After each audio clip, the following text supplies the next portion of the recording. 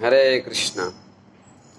श्रीमद् भगवद गीता यथारूप अध्याय 2 गीता का सार और श्लोक नंबर 34। आकृति च भूतानि कथिष्यन्ति ते अव्ययम् संभावितस्य च कृतिर्मरणात् अतिरिच्यते। जो लोग सदैव तुम्हारे अपयश का वर्णन करेंगे और सम्मानित व्यक्ति के लिए अपयश तो मृत्यु से भी बढ़कर है। हरे कृष्णा। अब यहाँ भगवान श्री कृष्ण ने अर्जुन को बता रहे हैं कि मृत्यु तो कम है, इससे ज़्यादा क्या है दुख, अपयश। आज संसार में भी ऐसा हम लोग देखते हैं कि जो कोई वाणी जो भेद करता है, जो शब्द का जो हमारे हृदय में लगता है, उसको निकालना बहुत मुश्किल है। हम शारीरिक क्लेश को सह लेते हैं, लेकिन दुख, हृदय का जो दर्द है, उसको निकालना और उसका दूर करना बहुत कठिन होता है। वो पूरे जीवन भर चलते रहता है, चलन होते रहता है हृदय में। ईर्ष्या भाव हमेशा चलते रहता है। तो वही चीज बता रहे हैं कि आप क्षत्रिय हो, अगर भाग जाओगे तो पूरे इतिहास में आपको कायर के रूप में गिनेंगे। इस तरह से भगवान श्री कृष्ण उनको समझा रहे हैं, हे अर्जुन, और साथ साथ में मेरी भी बदनामी होगी, क्योंकि देखा उनको भगोड़े को, कायर को साथ दे रहा था और भाग गया। और इस तरह से मेरे भी बोलेंगे कि कृष्णा ऐसा किया, उसका आया युद्ध करने के लिए, देखा आपकी मित्रता का दुरुपयोग किया। और उनका साथ साथ में रक्त का भी रिलेशन था भगवान श्री कृष्ण और अर्जुन का, जैसे बुआ के लड़के थे। भगवान श्री कृष्ण कुंती महारानी बुआ लगती थी और उनके पुत्र थे अर्जुन। तो इस तरह से रक्त का भी रिलेशन था और ऐसे भी भक्त उनके थे और सखा भी थे।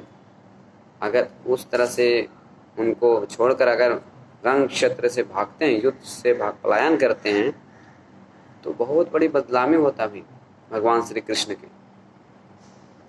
इसलिए अपने भी कर्तव्य भी, वो तो उनको हमेशा निंदा करेंगे ही अर्जुन को, और साथ साथ में भगवान श्री कृष्ण को भी निंदा करेंगे। तो ऐसा कार्य नहीं करना चाहिए जो भगवान का निंदा हो और भगवान का भक्तों का निंदा हो और गुरु का भी हो, क्योंकि गुरु का पद संभाल रहे थे भगवान श्री कृष्ण ने। इस प्रकार से हम ऐसा कोई भी कार्य नहीं करना चाहिए जो हमारे गुरु का बदनामी हो।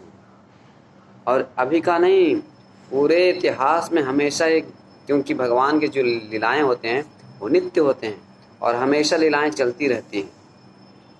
अभी भी कब 5000 साल पहले की बात है और अभी हम लोग भगवत गीता वही चीज़ पढ़ रहे हैं। तो बदलामी होती है, पूरे पीछे भी, आगे भी, भविष्य में भी होते रहते हैं। तो उस तरह से, इस तरह से निंदा मत सहो। हमेशा आपको गाली करेंगे, गाली देंगे, ये नहीं सोचेंगे कि वो उन लोगों को दया है, अर्जुन के हृदय में दया आ गई इसीलिए चले गया वो ऐसा नहीं सोचेंगे। वे तो यही सोचेंगे उसने डरपोक रंग छोड़कर भाग गया, अपने जान बचाकर चला गया, यही बोलेंगे अर्जुन। इसलिए तुम युद्ध में मरो, यही तुम्हारे लिए श्रेष्ठकर है। युद्ध छोड़कर मत जाओ। हम लोग पिछले भी देखे हैं कि ये पाप कार्य है, अपना कर्तव्य को नहीं पालन करना ये पाप कार्य है। क्योंकि आज ब्राह्मण संस्कृति के पतन होने के कारण आज पूरे विश्व भर में ऐसा दिख रहा। तो हम ठीक से अपना कर्तव्य पालन करेंगे, ब्राह्मण अपना कर्तव्य का पालन करेंगे, क्षत्रिय अपना कर्तव्य का पालन करेंगे, वैश्य अपने कर्तव्य का पालन करेंगे और शूद्र अपने कर्तव्य का पालन करेंगे, तो पूरे समाज में शांतिमय जीवन व्यतीत कर सकते हैं। मतलब सारे शास्त्रों का सार यही है। और इस तरह से भगवान को हम सेंटर में रखकर, भगवान को केंद्र में रखकर हम कृष्ण भक्ति करेंगे और अपना कर्तव्य करते हुए हम इसी लोक को वैकुंठ जैसा बना लेंगे। श्रील प्रभुपाद जी कहा करते थे कि जहाँ हमारा जो मंदिर है वो कोई शहर में नहीं है, वो वैकुंठ लोक में है। वो वैकुंठ है जहाँ भगवान की पूजा अर्चन हो, भगवान की कीर्ति का व्याख्या हो, कीर्ति का गुणगान हमेशा होते रहता है, कीर्तन होते रहता है। हरे कृष्णा कृष्ण कृष्ण हरे हरे, हरे रामा राम राम हरे हरे।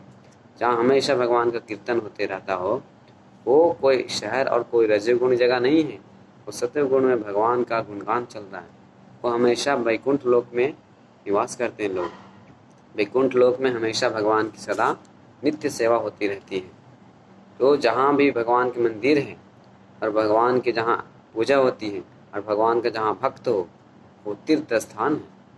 इस प्रकार से अपने घर में भी भगवान का मूर्ति रख सकते हैं, भगवान का तस्वीर छवि रख सकते हैं, उनकी पूजा अर्चन, भगवान का भोग लगाकर, भगवान का प्रसाद के रूप में ग्रहण करके आप भक्तिमय जीवन बिताकर आप सदा सुखी रह सकते हैं और शांतिमय जीवन यापन कर सकते हैं। तो यहाँ पे अर्जुन को बता रहे हैं कि अकृति च भूतानि कतिष्यन्ति अव्ययम्। आपको अकृति जो गान होगा वो कतिष्यन्ति अव्ययम्, सारे सदा आपको निंदा करते रहेंगे। इसलिए अर्जुन, इस निंदा मुझे, आपकी भी निंदा करेंगे, मुझे भी निंदा करेंगे, पूरे महाराज युधिष्ठिर का निंदा करें, पूरे समाज को निंदा करेंगे। इसलिए ऐसा है, मत जाओ, यहाँ मरना अच्छा है। अगर यहाँ तुम मरोगे तो भगवान की कृपा से आज्ञा के अनुसार मर रहे हो। और सारे वेद इसी बताया गया कि भगवान का आदेश का पालन करना चाहिए किसी भी हालत में। हम जटायु को देखते हैं रामायण में, वो भगवान के सेवा के लिए अपना जान गंवा दिए, रावण से युद्ध किए थे अपना शक्ति भर। तो हमको भगवान की सेवा में मरना चाहिए, भगवान की सेवा भी करना चाहिए, तो हमारा जीवन सार्थकता है। नहीं तो हम किस लिए जीवन जिएंगे? ये चलता फिरता शव है, मुर्दा के समान है। तो इसलिए आइए सब मिलकर हम लोग भगवान का कीर्तन करते हुए, भगवान के यश गान करते हुए और भगवत गीता करते हुए, पढ़ते हुए चलेंगे तो एक कलयुग में हम सत्युग जैसा माहौल बना सकते हैं। जैसे गर्मी लगती है तो एसी लगा देते हैं तो ठंडी लगती है, इसी प्रकार से कलयुग महादोषों का सागर है। तो यहाँ भगवान के कीर्तन करते हुए, भगवान के यश का गुणगान प्रचार करते हुए हम जीवन यापन करके अपना धाम, भगवान का धाम, वैकुंठ धाम जा सकते हैं। हरे कृष्णा कृष्ण कृष्ण हरे हरे, हरे रामा राम राम हरे हरे। ठीक है, हरे कृष्ण।